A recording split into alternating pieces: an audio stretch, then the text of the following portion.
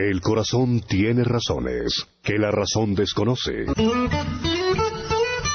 La fe y la razón no se excluyen. El nuevo continente. Razones para la fe. Con el pastor, teólogo, apologista y escritor Arturo Rojas y su esposa Daisy Guzmán, consejera y comunicadora social. Razones para la fe.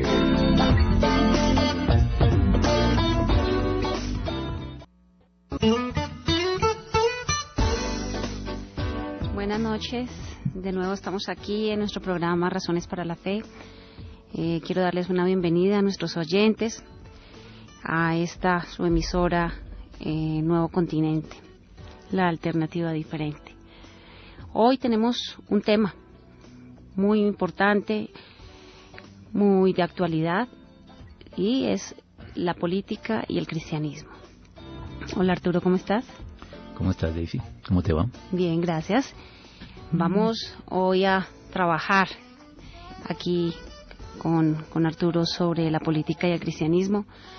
Quiero recordarles a todos que hemos tocado temas de igual importancia, como la guerra de la paz y el evangelio, el nuevo orden mundial, el cristianismo y fanatismo religioso, y pues todos estos programas están colgados en el grupo Razones para la Fe de Facebook, y en YouTube también están colgados, ¿verdad? Así es. Así que pueden escucharlos para que estén informados y que nos sigan en línea con los temas que lunes a lunes estamos tratando.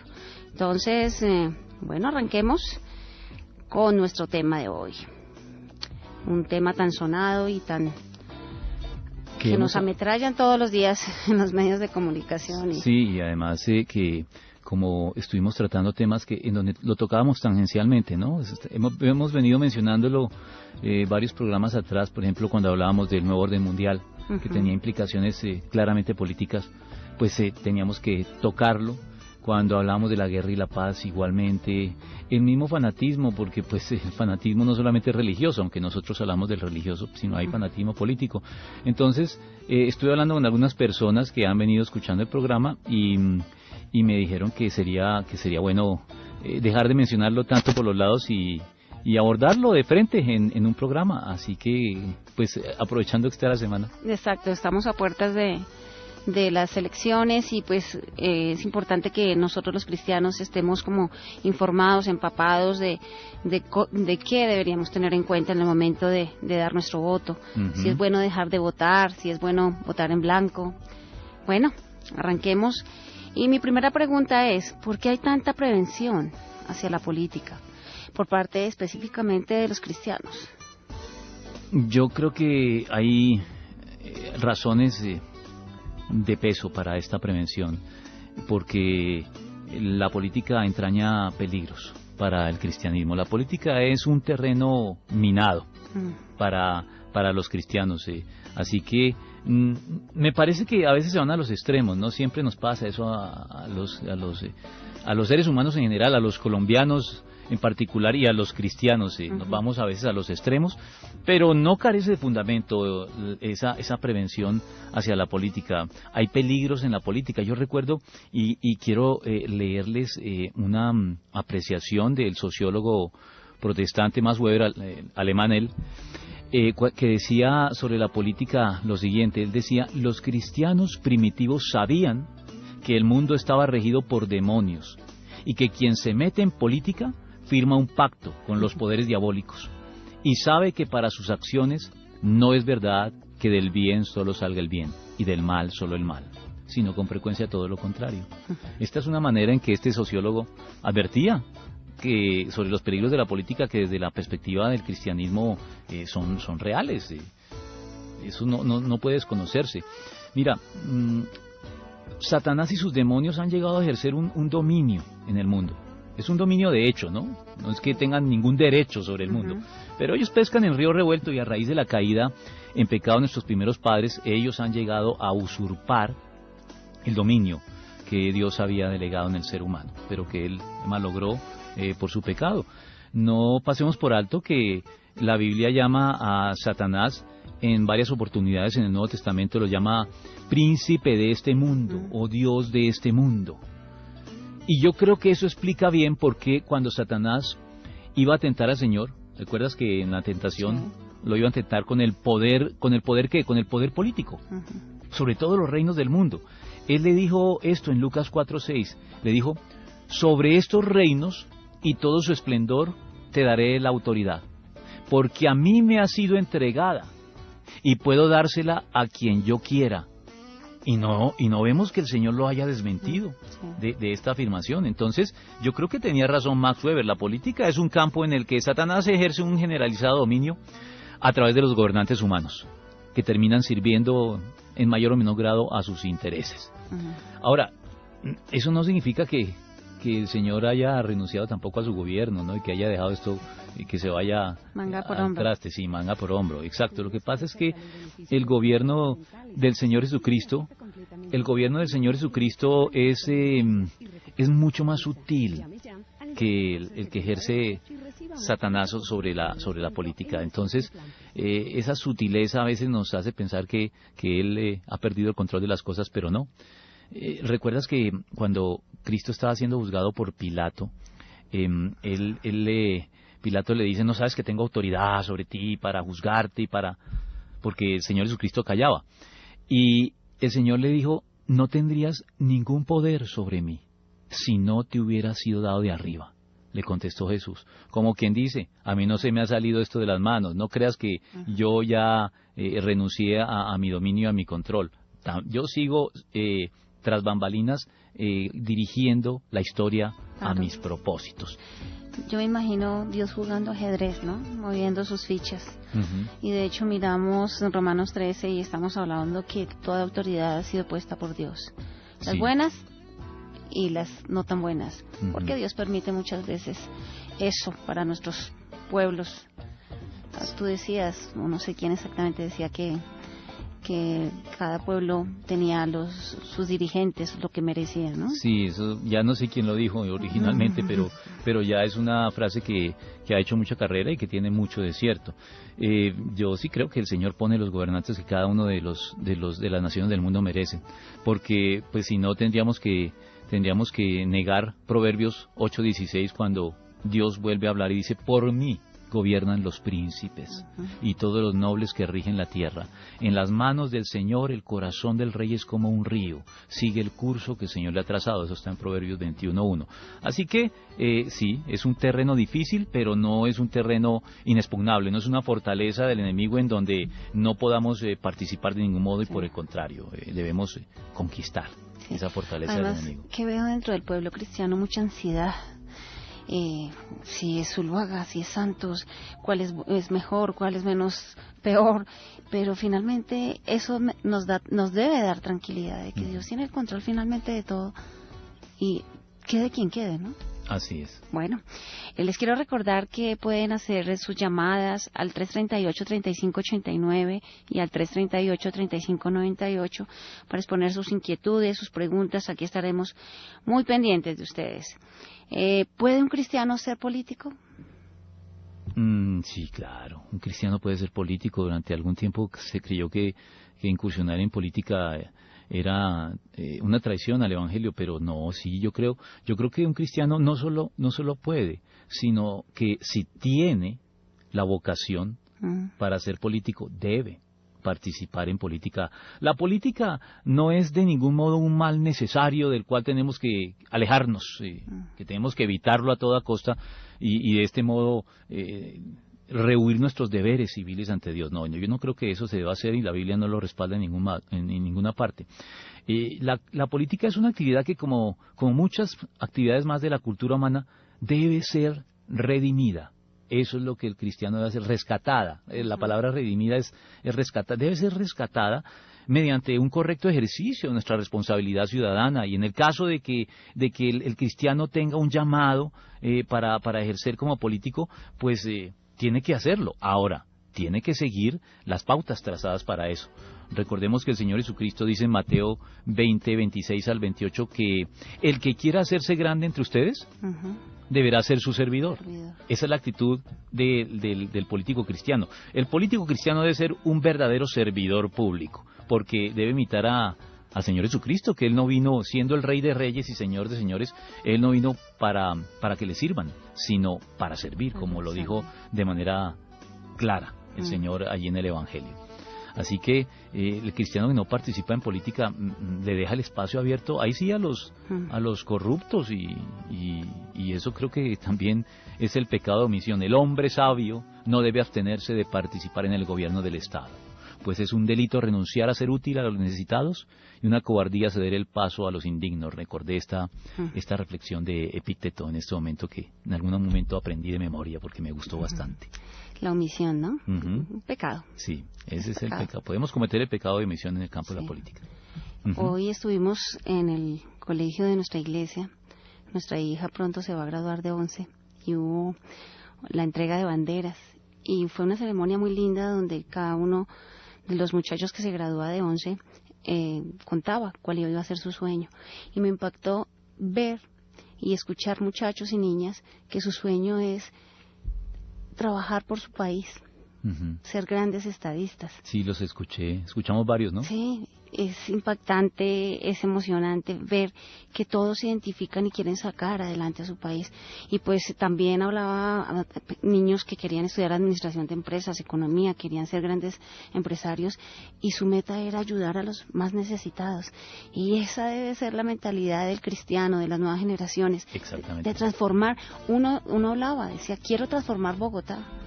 Y una profesora que hace 20 años, no tantos, porque mi hija no tiene tanto, hace como 10 años, en preescolar, les hizo escribir una carta a los niños en preescolar donde les decía que escribieran cómo se veían en 10 años.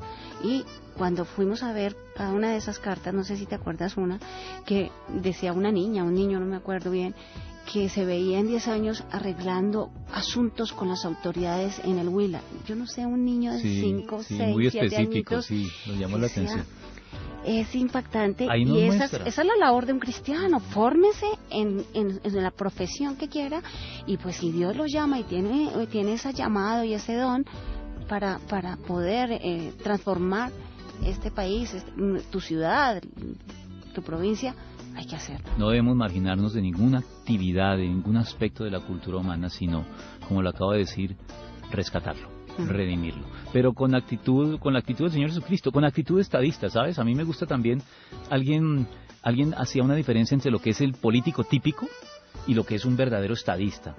Y lo decía de este modo: un político piensa en las próximas elecciones, un estadista en la próxima generación. Creo que el cristiano debe ubicarse en el campo del estadista, y no en el campo del cristiano. Buenísimo.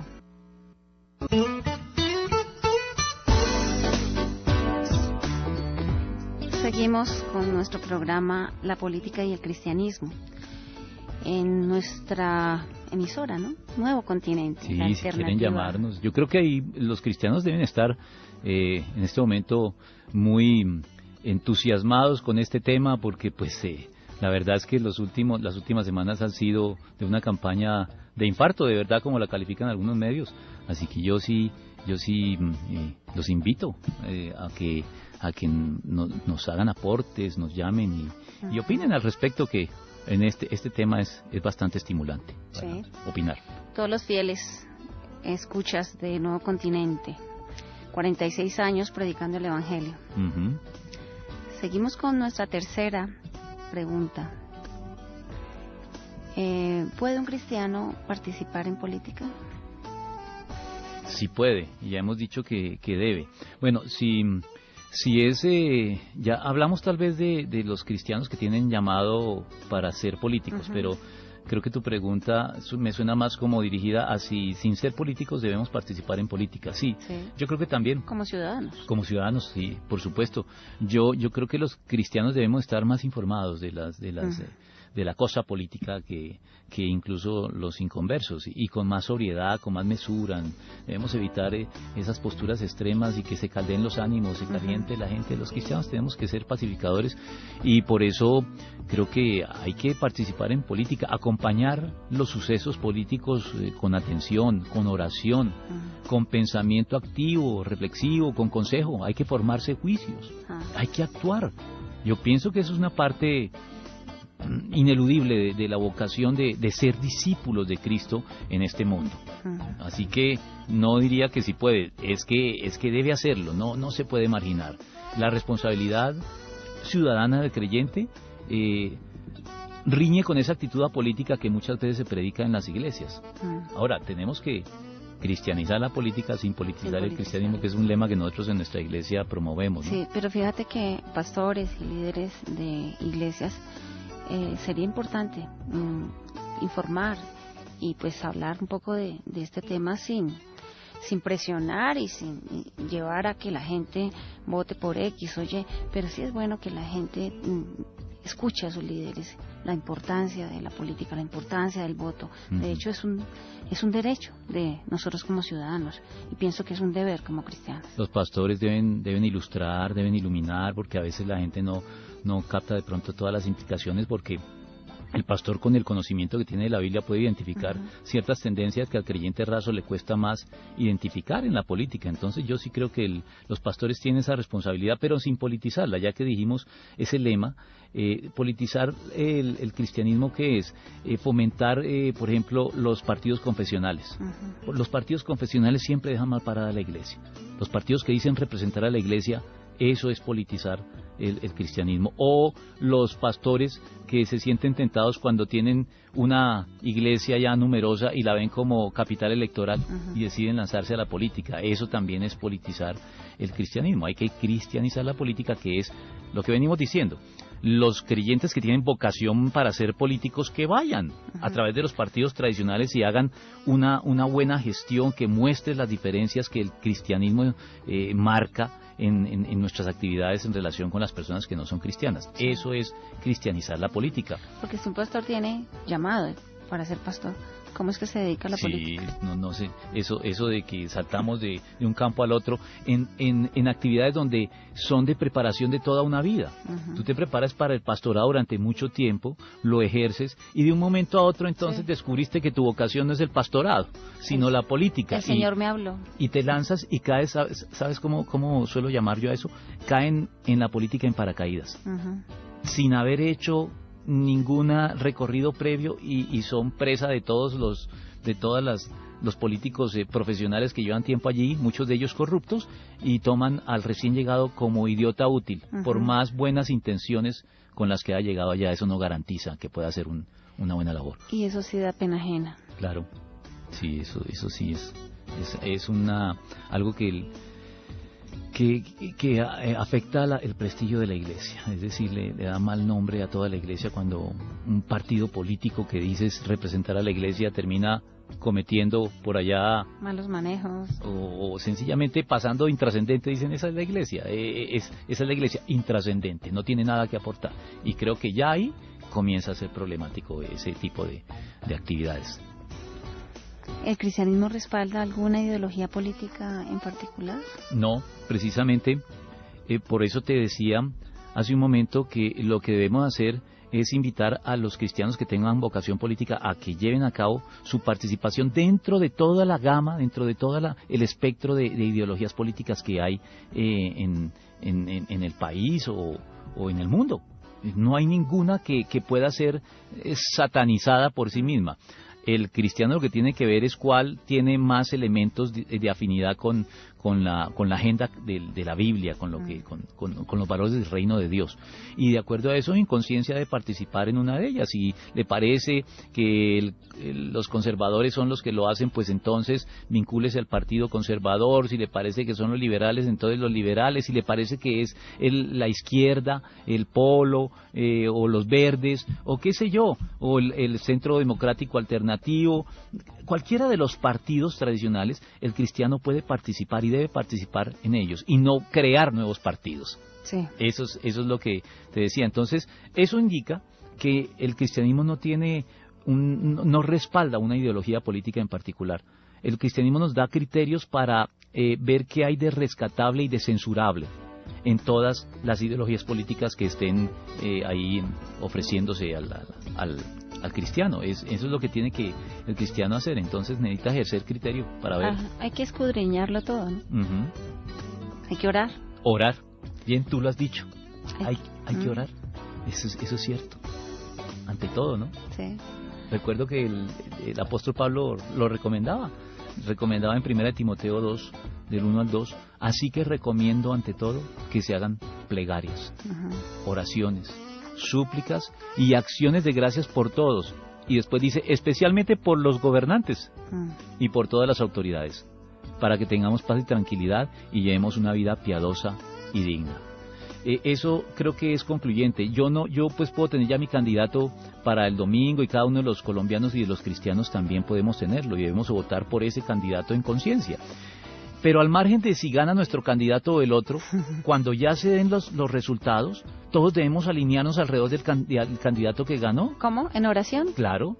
Aceptando, sometiéndonos a la autoridad que Dios permitió para nuestro país y orar por ellos, porque pues, ¿qué más podemos hacer? Eso. Si te gustó, si no te gustó, igual, Uh-huh. ese fue establecido. Dios manda que oremos por él. Así que si no quedó tu candidato electo el domingo, el lunes debes estar orando por el que quedó electo, si eres un cristiano que entiende la responsabilidad que tenemos en el mundo.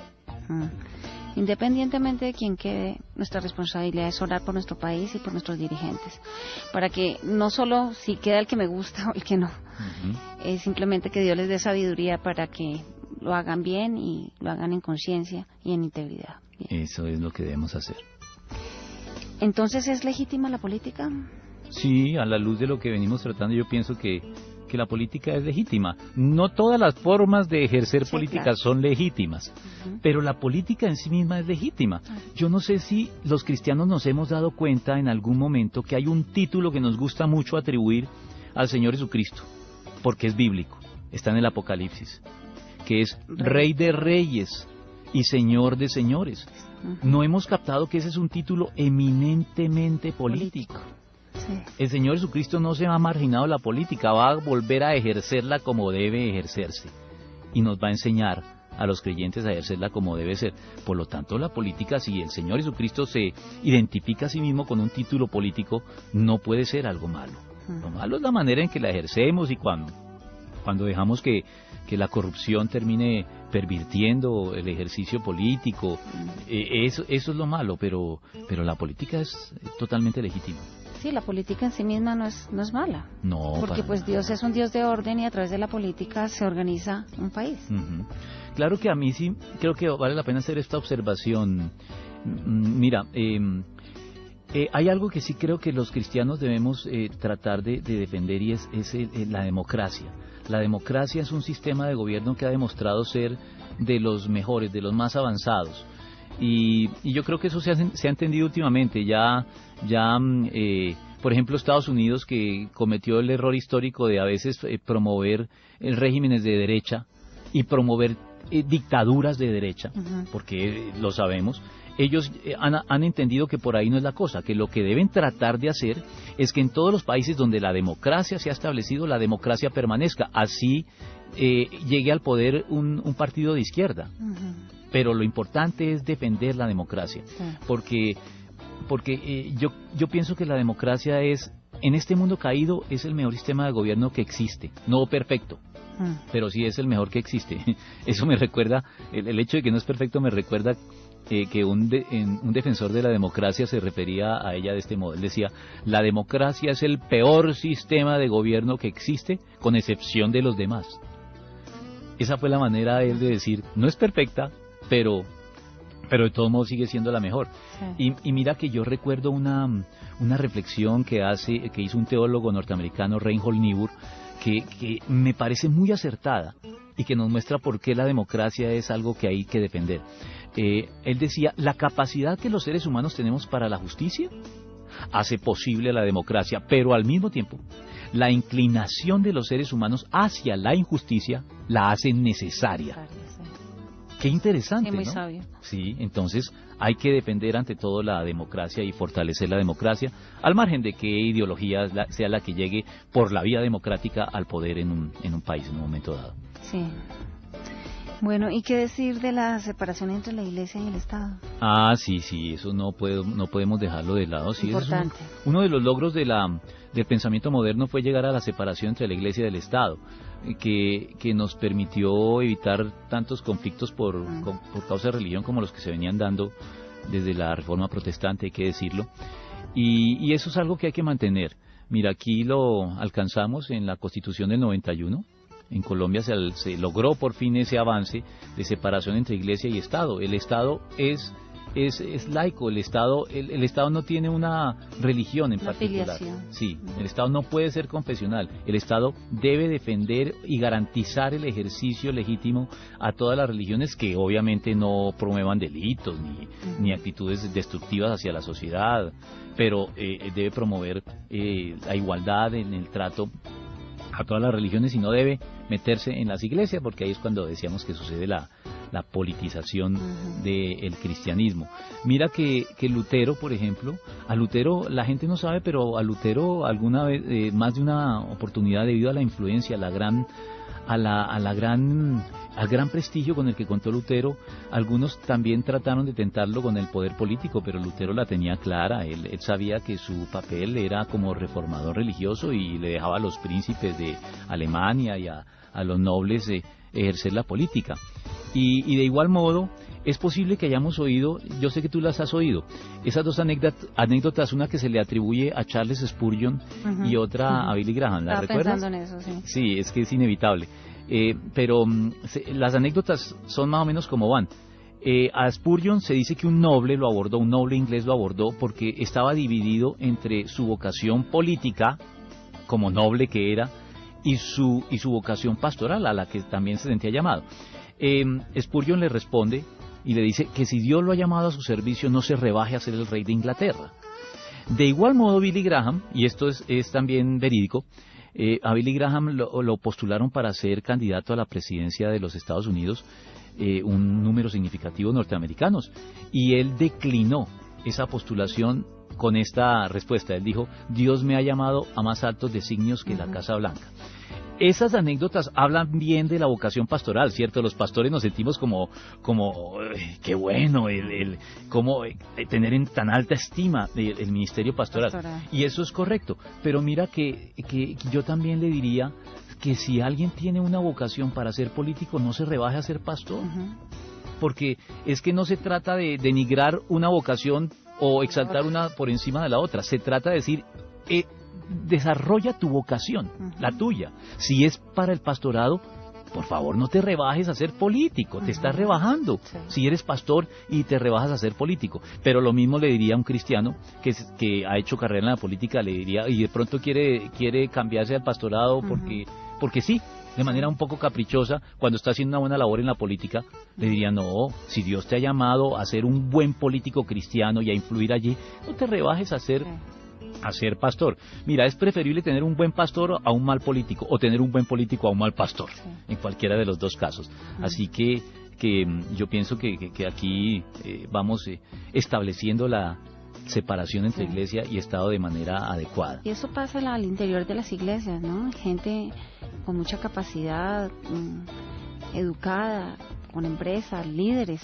en nuestra sociedad, y todos como que añoran ser pastores y no todos tienen el llamado, pudiendo ser excelencia y ser de bendición para transformar esta ciudad, este país, y pues como que quieren sumergirse en la burbuja de la iglesia sin tener el llamado, porque cuando se tiene, pues uno deja como lo hicimos nosotros en nuestro momento, nuestras profesiones, nuestros trabajos, y fuimos a servir a Dios en la obra.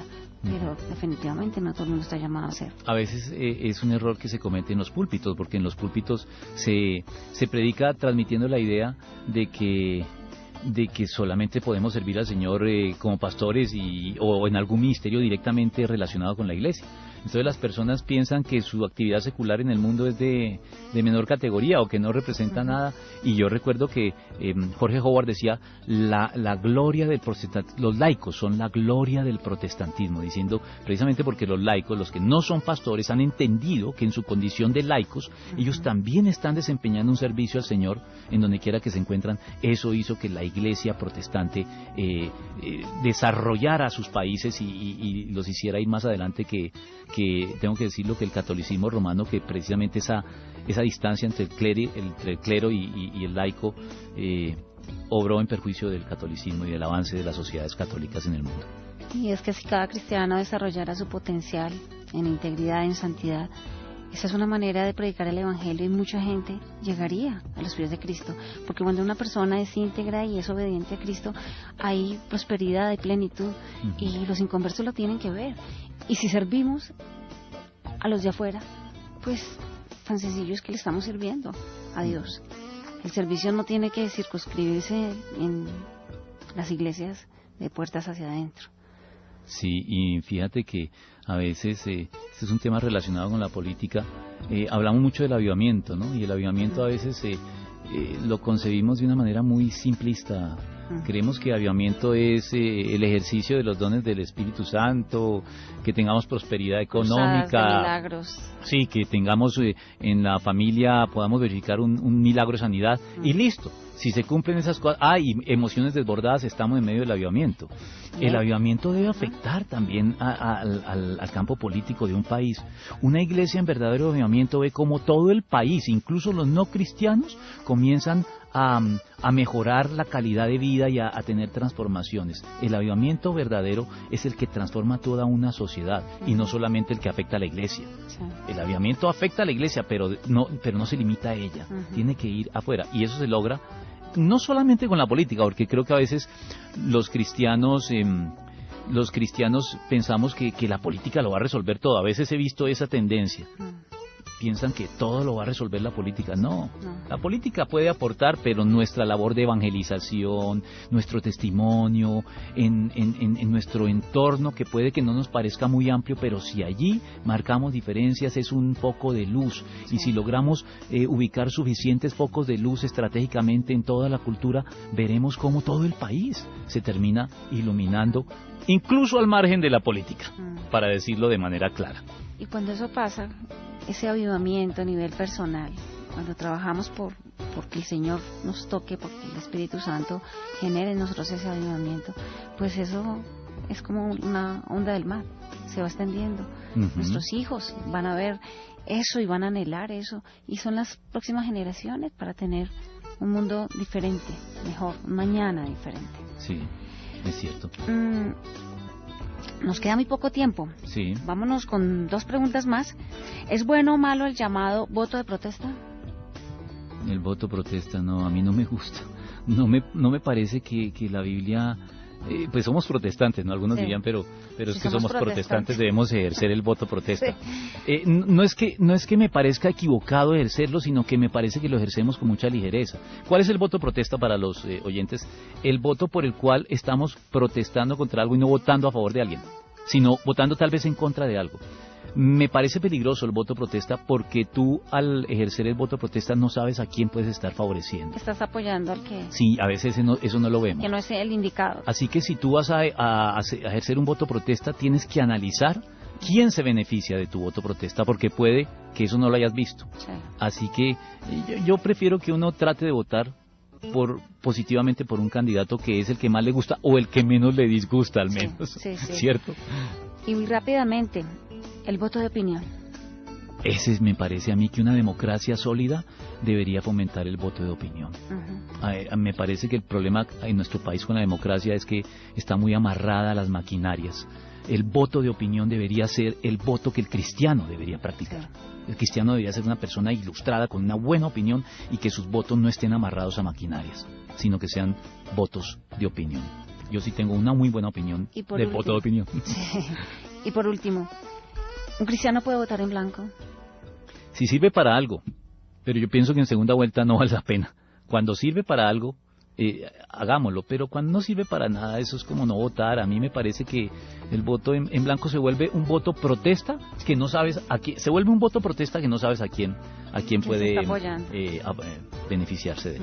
Así es. O sea que es como no votar.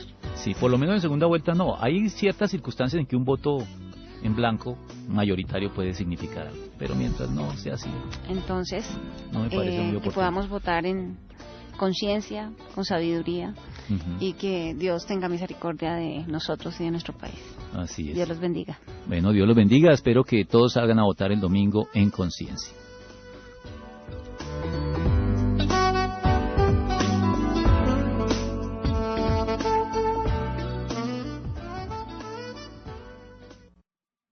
El corazón tiene razones que la razón desconoce. La fe y la razón no se excluyen. El nuevo continente. Razones para la fe. Con el pastor, teólogo, apologista y escritor Arturo Rojas y su esposa Daisy Guzmán, consejera y comunicadora social. Razones para la fe.